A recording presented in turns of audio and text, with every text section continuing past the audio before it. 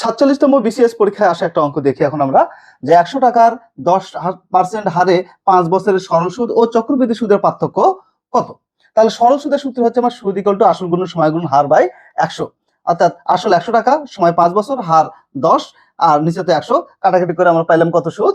50। এবার চক্রবৃদ্ধি সুদটা দেখব, যে 100 টাকার 10%, প্রথম বছরে 10 টাকা, প্রথম বছর এই 10টা আবার পূর্বের 100 সাথে যোগ হবে 110, 110 এর 10% 11, এটা দ্বিতীয় বছর, এই 11টা 110 এর সাথে যোগ হবে 121, এর আবার 10% 12.10 তৃতীয় বছরে, এই 12.10টা যোগ হবে আবার 121 এর সাথে, যোগ হয়ে কত হলো?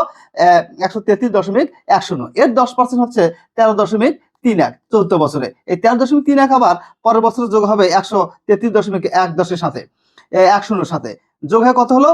146.41, এর 10% হচ্ছে 14.64। এই 5 বছরের আমরা সুদ যোগ করে দেখলাম কত? 61.05। আর সরল সুদ কত ছিল? 50।